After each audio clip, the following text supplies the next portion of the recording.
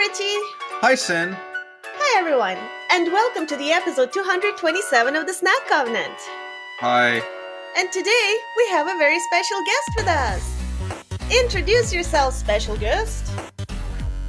Ahaha! I am Dr. Ricotta. I am your nemesis. Actually, no, it's me, Centimeter Worm. Oh. Phew, I got scared there. I was like, Dr. Ricotta. Didn't say they were coming. And today is part 2 of our Hollow Knight podcast with Princess Geppertiller. Dr. Ricotta, Dr. Ricotta, Dr. Ricotta, Dr. It's gonna be a long one.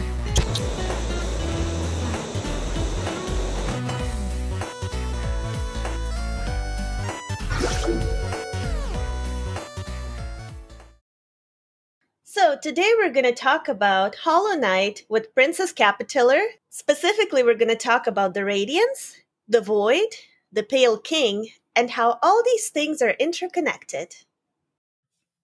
But first, Sin, we have now both played Hollow Knight. You played it on stream, and I played it for a few hours last night. Correction, you have now both played Hollow Knight because I actually played Hollow Knight in the past. I actually remember the first time you streamed it. I remember specifically the night that you were streaming it, I ordered a pizza. Aw, true cultist. Worshipping the Snack Covenant while watching the stream. So Richie. Yes. Tell me about your experience playing Hollow Knight. I like Hollow Knight a lot more than I thought I would.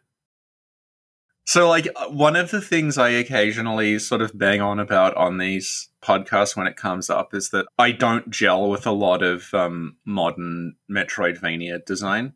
I like the original, Metroids and Castlevanias, but the modern ones that, we just have so many of now.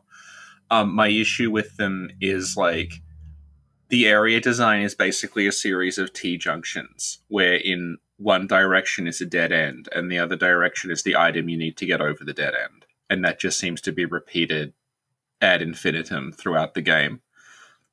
It's like the very beginning of the first Metroid, where you run to the right and there's a thing you can't get under, so then you turn around and go left and get the ball so you can fit under it.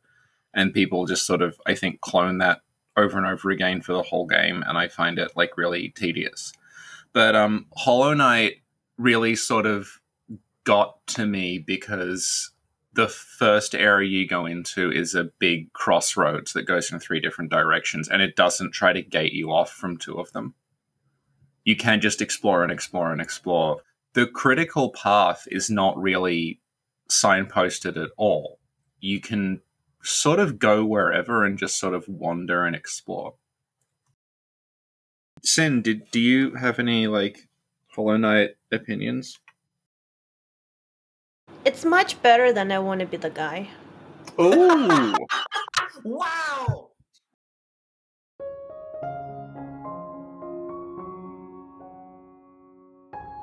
Hi, Richie here. Sin would just like me to clarify that we're actually both good friends with I Wanna Be the Guy creator Kayan Nasaki, so when Sin throws shade at the game, it's just a joke and all in good fun. This is in contrast to Sin's actual, sincere opinions, including but not limited to: the Fallout games were complete trash until Bethesda bought them.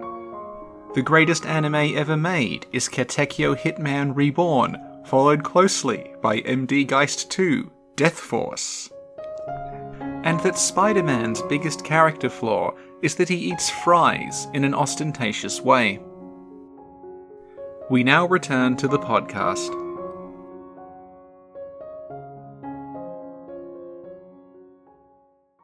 So, let's start with the Radiance, actually, because the Radiance is sort of where everything ties back together. The Radiance is, if not the source of the conflict, then at least the immediate cause of the conflict that is currently engulfed the land of Hallownest.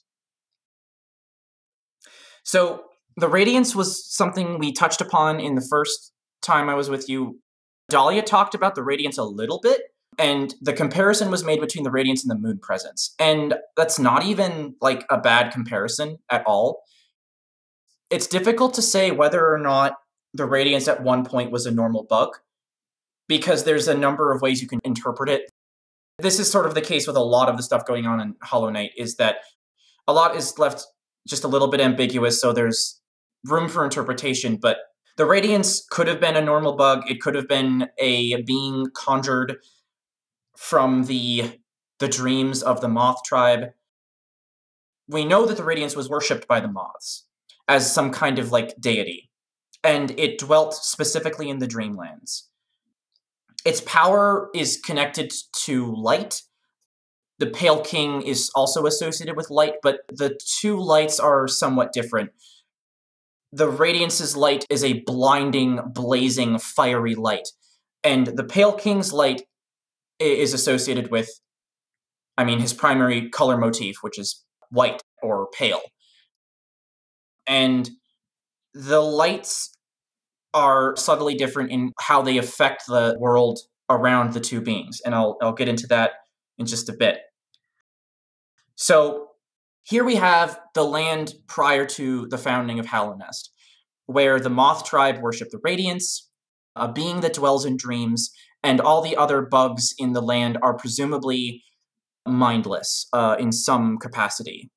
Again, like, this is one of those things where it's left vaguely implied, but like the Radiance seems to have been a being that did not necessarily uplift any consciousnesses. It may have been created by the Moths, or it itself may have been a Moth that accessed the Dreamlands. And we know that the Moths have had access to the Dreamlands for an undefined amount of time, because the Seer gives you the Dream Nail. I guess spoilers, but at this point it doesn't really matter. The Seer is the NPC that dwells in a place called the Resting Grounds, which is where a lot of bugs have been buried over the years. Think of it as like the Undead Crypt from Dark Souls 2. It's almost exactly the same in many ways. It's just not as dark, and it has a nice little glade with a pond. The Seer is like the last living moth. She's the last of her kind, and she gives you an item called the Dream Nail, and the Dream Nail's effect is to cut between veils between the worlds. You can use it to go back and forth between the Dreamlands. We can't do that, not with the nail as it is. If you power up the nail with Essence, you get an ability called, like, Dream Gate. You can set a gate marker anywhere on the map, and then by, like, inputting the same command, you can instantaneously teleport to that marker by, quote-unquote, cutting through the fabric of dreams. So the Moths had access to the Dreamlands by using the Dream Nail. And you can also, like, use the Dream Nail to read the minds of other bugs. You can use it to cut through places where there's a particularly, like, powerful collection of essence, and access, like, miniature dream worlds, which is how you fight, like, powered up versions of bosses you've already fought. The False Knight can be fought again this way. If you go back there, you can Dream Nail the body of the maggot that was using the armor, and you can enter a little pocket dream realm where you can fight a boss called the Failed Champion, who is the False Knight, but harder. Before we go on, I want to ask you something real quick. I think it's the Seer that says, "The folk of my tribe were born from a light." It seemed like this sentence was saying that the Radiance created the Moth. Yes. And I think that's a totally valid interpretation. Mm-hmm. Awesome, thank you. So the Radiance is kicking around in the Dreamlands, and the Moths are worshipping the Radiance, and then along comes a being called the Worm. So the Pale King started his life as a being called the Worm, capital T, capital W, and the Worm is described as having come to Hallownest. I'm saying Hallownest for convenience's sake. We don't actually know what the land was called prior to the existence of the Worm. The assumption is that there are more than one worm, and part of that is based on the fact that, like, if there's one worm, then there's probably more than one, just as a sort of, like, train of logic to follow. It's also potentially that this is the case because we learn when we interact with the Grim Troop, and the Grim Troop are one of the DLCs that were released. They're a big, like, they're sort of a traveling circus, and you can do a quest for the leader of the Grim Troop, whose name is Grim. And some of this comes from journal entries in the Hunter's Journal, but Grim talks about how the entire purpose of the Grim Troop is to go between different lands and feed off of the flames of, like, collapsed civilizations. And when he says flames, what he's talking about is he's talking about a metaphysical kind of energy. The Dreamlands are composed of essence, and these flames that Grim is referring to seem to be a form of essence that is connected to parts of the Dreamlands that are referred to as nightmares, or just like the nightmare. Because one of the things that you can do later on down the line, if you do this quest for Grim, is you can fight him in the nightmare version of his lair, and you fight him as a being called the Nightmare King. So it is assumed that different worms over time have created different kingdoms, and that the Pale King is not necessarily unique in this regard. We don't have anything to go on as far as that is concerned, other than, like, logical inference and, like, the existence of the Grim Troop. Because it's possible that other kingdoms were created not by worms, but by, like, other means. All we know is that Hallownest was created by the Pale King. So when the Pale King comes to that land that would become Hallownest, he parks his body in the place called Kingdom's Edge. This sort of, like, massive corpse. And then from that body, he undergoes a metamorphosis. All of his power, all of his, like, ability, all of his kingness or something is condensed down into a form much smaller and much more compact and denser than his original form. During the course of the game, you can find the cast-off shell, which is what it's called. You can go inside it, and you can find the sort of, like, chamber inside the body of the worm where the Pale King formed as an egg and then hatched from it. And it is an egg. It's egg-shaped. So, like, this is a pretty common motif across the board in Hollow Knight, is the motif of metamorphosis, of things changing from one thing into another thing. Our player character, the knight, or the little ghost, undergoes this metamorphosis through the course of the game. Like, as you play, you gain masks to increase your durability. You gain all of these abilities, and you gain a new weapon. So you yourself undergo a kind of metamorphosis, and then by the end of the game, it kind of becomes a more literal metamorphosis in some of the endings. So the worm metamorphosed into the Pale King. Was the worm anything else before that? We don't really know. We know so little about worms in the first place that, like, anything could be true. I think one thing we know is that they could see the future a little bit or something. Foresight is alluded to as one of the abilities the Pale King had. The ability to kinda, sorta see the future. This is another thing that is kind of tossed out, like, in some item descriptions. I think Relic Seeker Lem might talk about it a little bit.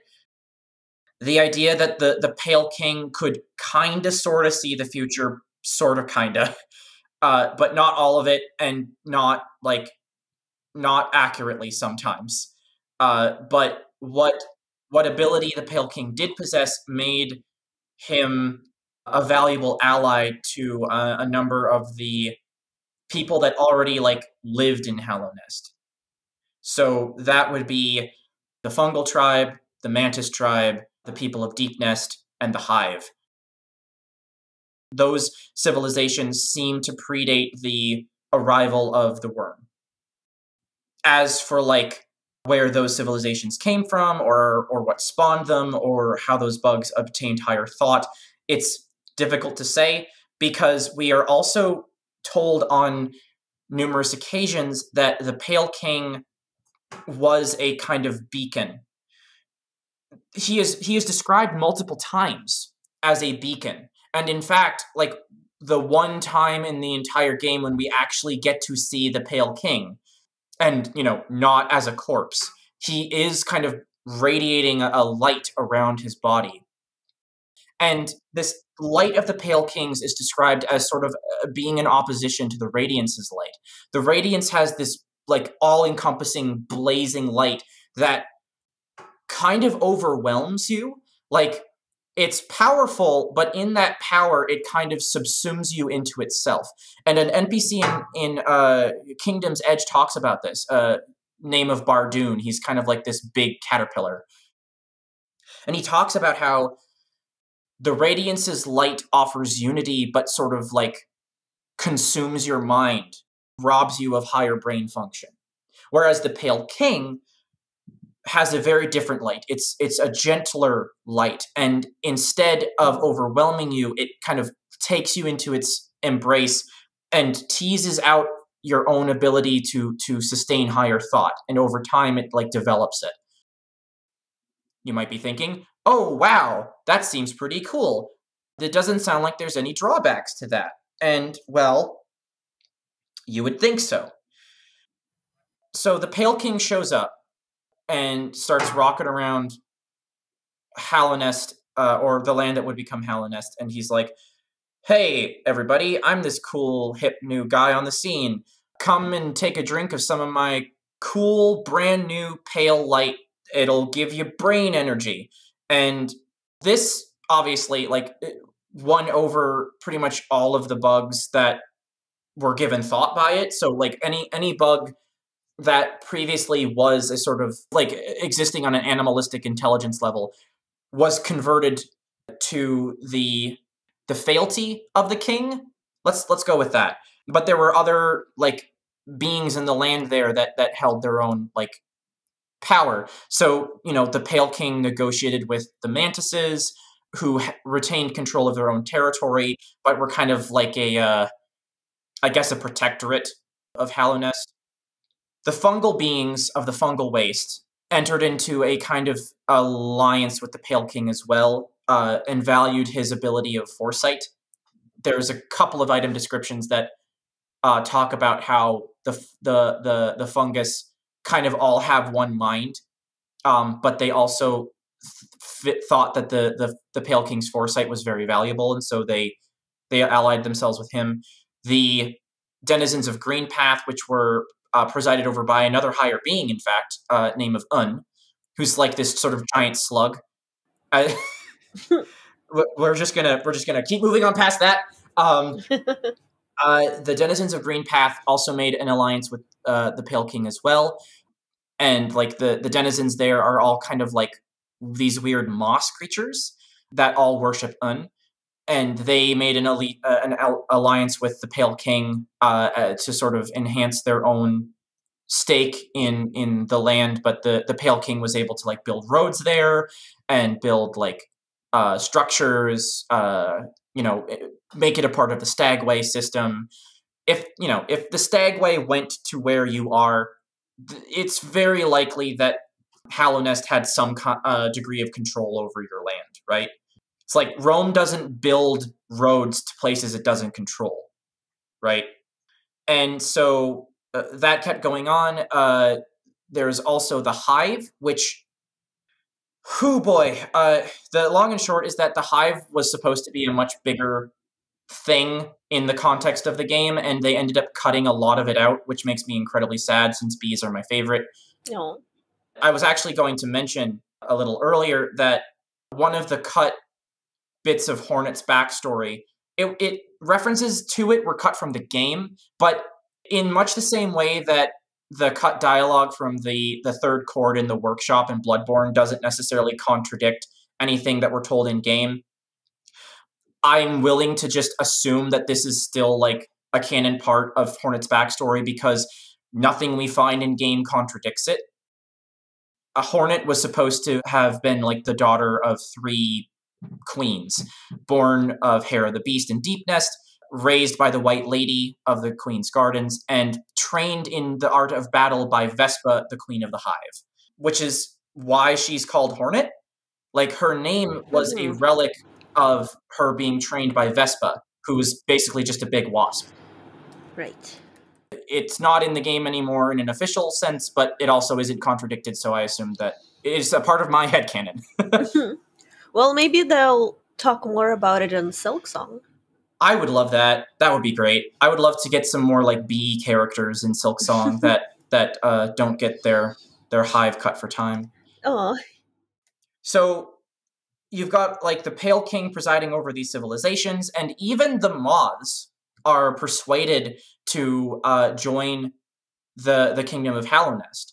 Their references and idols to their old god, the Radiants, are sort of washed away, taken down, destroyed. All but one. One idol, one statue of the Radiants is left at the top of Hallownest's crown, which is a sort of mountain peak above the Crystal Peak.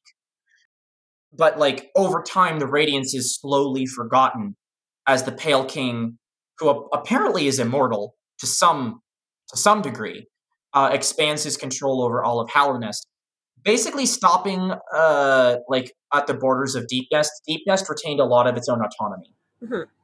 Now, the Radiance is kind of pissed about being forgotten. Mm-hmm. So what the Radiance tries to do, because it's a being that exists only in the Dream Realm, it tries to start entering the minds of the bugs of Hallownest.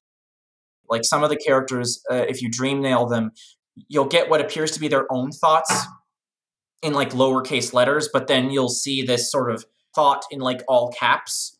Mm-hmm. And it's like very blunt and sort of like forceful language that's used. Or it's like you dream nail an individual and the all caps will be dangerous or kill or something like that. So the Radiance starts to try to cause bugs to remember it. And when the Pale King realizes this, he starts trying to resist the Radiance's influence and tells his subjects to do the same, to like steal their minds and resist the suggestive like force of the Radiance's thoughts. Mm-hmm. You ever heard the expression, grass will bend in a wind, but a tree will be felled? Mm-hmm. Yeah, that's in Dark Souls 3 also. Oh boy, our favorite game. Aside from the connotation that we bring to that statement, there is wisdom in that, because what the king has essentially done by stealing his mind and the minds of his subjects is created a sort of force for the Radiance to keep pushing on. And this is how the infection manifests. So from the very get-go, we are told of this weird infection. Bugs are referred to as like husks. You can see they have weird glowing orange eyes. Mm-hmm. The vast majority of enemies you fight in the game are filled with this orange infection. The infection is no more or less than the form that the Radiance takes by attempting to enforce its will upon the waking world, to break through the barrier between dreaming and waking and take control of the minds of the bugs of Hallownest by force, and not just by like dangling like a little light on a stick in front of them like an anglerfish, by reaching down and like puppeteering them. Mm-hmm. Pale King sees this happening and over time gets a plan in his head on how to combat this. And this is where we inevitably come to the Void. The Void is simultaneously, it is an entity, a substance, and a sort of metaphysical concept. Mm-hmm. Is it alive?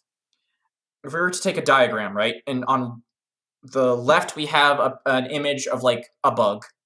Let's say for the sake of argument, the bug is Cornifer, the little map guy.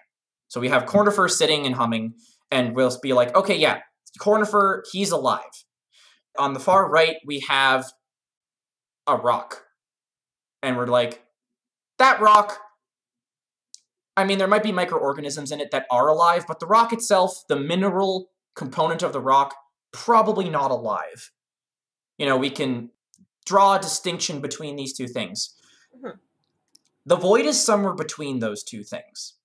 The void is a substance that sort of manifests as a liquid, because when we go down to where the void is, which is a place called the Abyss, Mhm. the void sort of looks like these pools of black ichor or ink.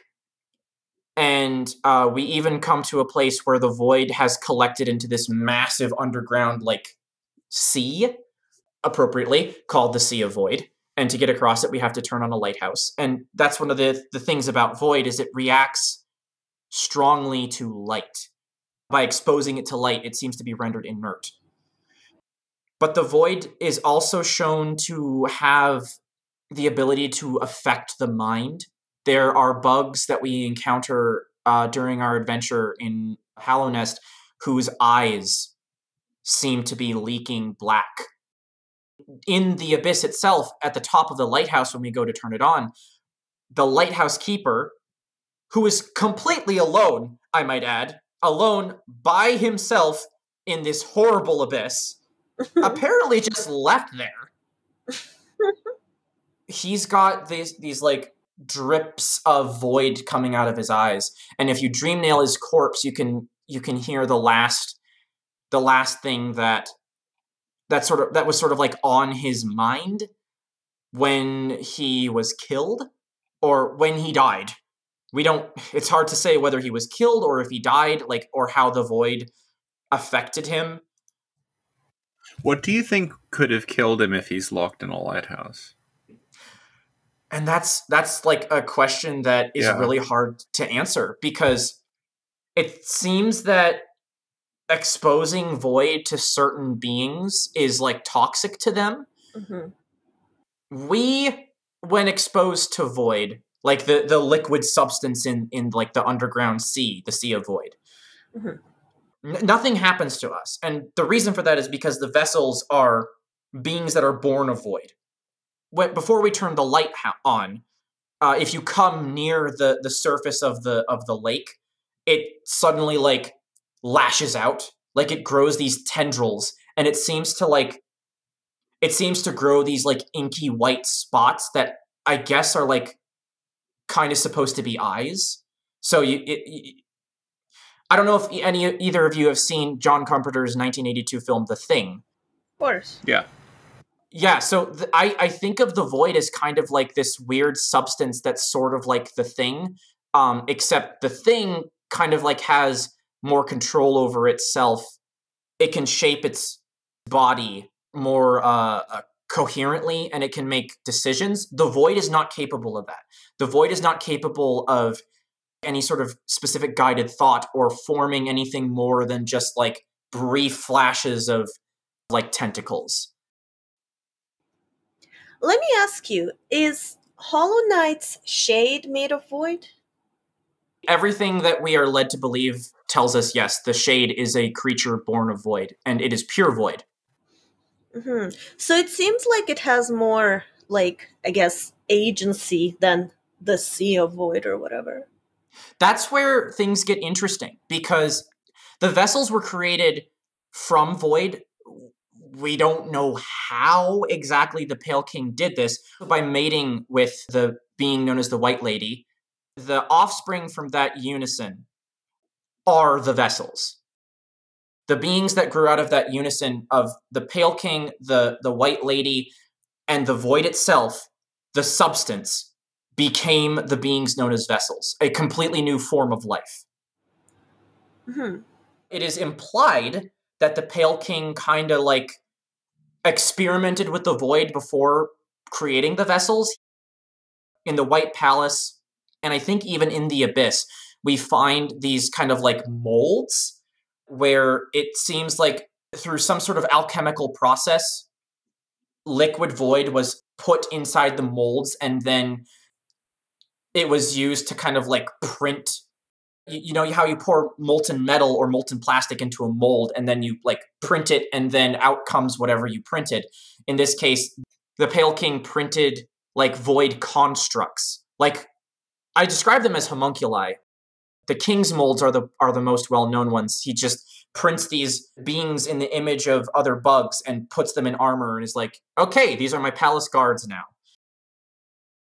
So he experimented with the void before creating the vessels, but when he was satisfied with like what he had created, he eventually decided, okay, so I'm going to try something else now. The purpose of the vessels was singular. And that specific purpose was to create a living, dreaming prison for the Radiants.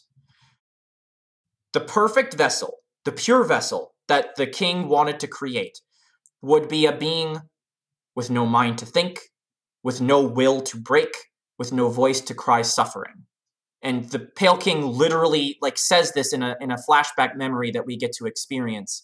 And it's our own memory. The only way we can experience it is by going deep beneath the abyss itself and going to a place called the birthplace, where we find this sort of egg that is implied. It's implied that the vessels hatched from this egg, and we being one of them, we see ourselves reflected in the surface of the egg, and we dream nail it, and we get to experience our own memory, which seems to have been either forgotten or repressed. And it's the memory of us trying to climb out of the abyss to pursue the Pale King, who has found his pure vessel. That pure vessel being the being that we know as the Hollow Knight, the being contained inside the Temple of the Black Egg at the top of the Forgotten Crossroads. That being was intended to be this sort of perfect soldier with nothing inside it. And somehow, we don't know how this happened. We don't know how he was able to like figure this out. But he figured out that the vessel wouldn't be enough to trap the Radiants. Mm-hmm.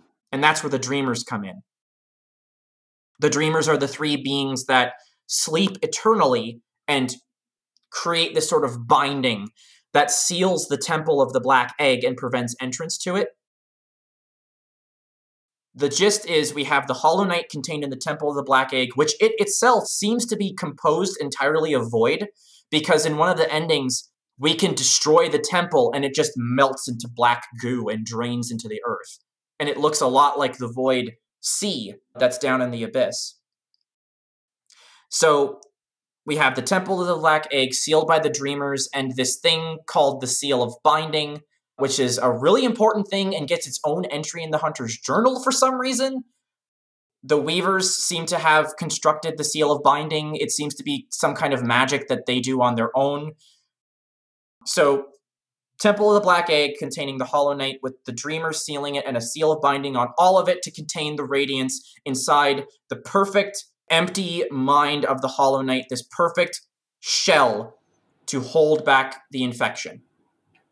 Mm-hmm. And it does not work. No, it doesn't. Wop, wop, wop. So I've not played that far, and does it actually make that sound? Yeah, in the intro, when the Wow. Radiance breaks out of the Hollow Knight, it goes wah, wah, wah. It's good that they added a bit of levity to it, because it's been a bit depressing so far.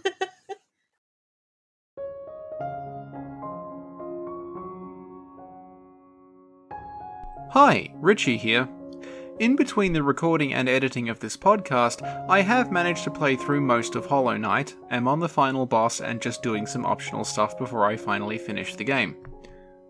Now that I actually kind of know what I'm talking about, you can look forward to Sin demanding doors of Hollow Knight, benches of Hollow Knight, lampposts of Hollow Knight, venom sacks of Hollow Knight, corpses of Hollow Knight, ghosts of Hollow Knight, weird crystal things of Hollow Knight, hot springs of Hollow Knight, pools of Hollow Knight, both acid and water, abdomens of Hollow Knight, cocoons of Hollow Knight, scarabs of Hollow Knight, Colosseum tears of Hollow Knight.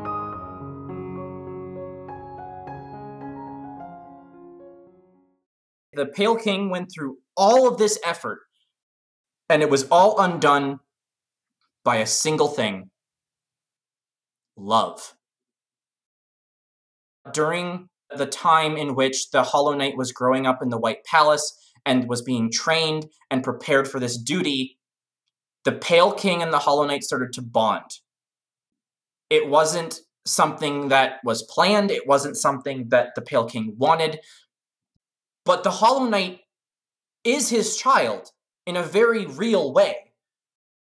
It's hard to know what their relationship was like, that we don't get very much. We get implications at most. But at the end of the Path of Pain in the White Palace, which is like the hardest platforming challenge in the entire game, you get a small cutscene of the Pale King and the Hollow Knight as a younger vessel. You get a sequence of them sitting on a balcony, and they share a glance. And it's very small and subtle, but it's this very tender moment. And that bonding is described by the White Lady as an idea instilled. She talks about the original plans for the pure vessel, and she talks about how it was tarnished by an idea instilled. And if you dream nail the Hollow Knight during the fight, one of the lines you can get from him is "Father?" ? And it's very heavily implied that the Hollow Knight thought of the Pale King as a parent, as a father figure.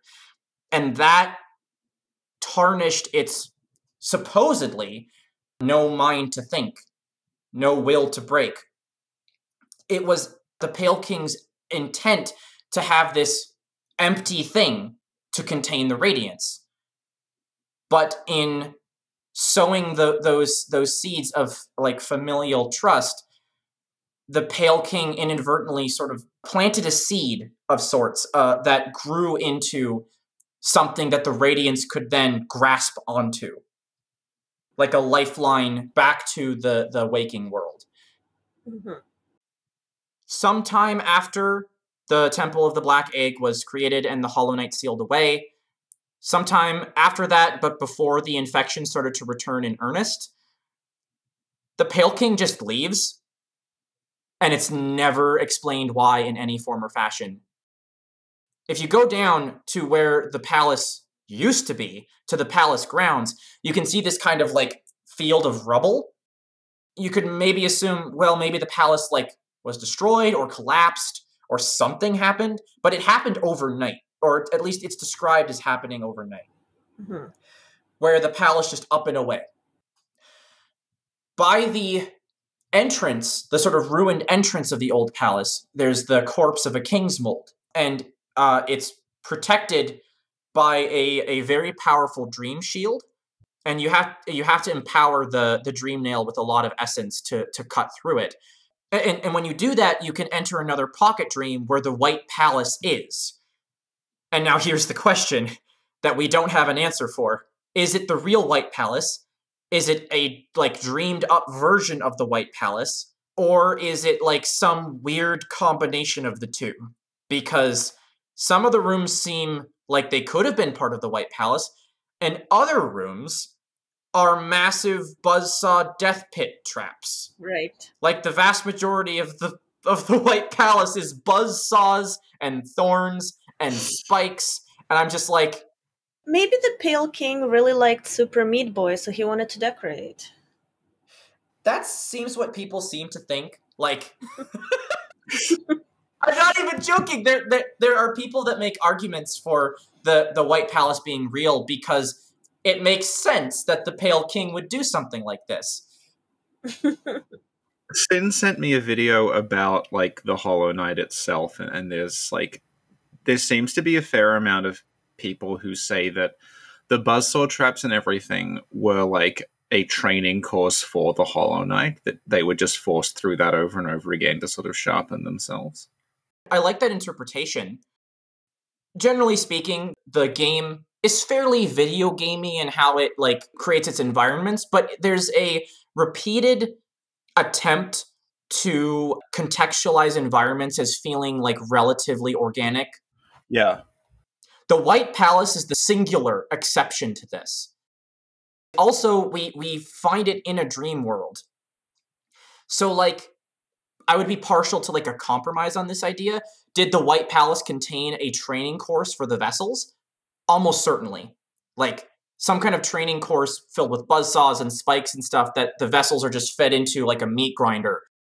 Like Sen's Fortress. Like, you have to be able to make it through Sen's Fortress before you're worthy of going to the next phase, basically.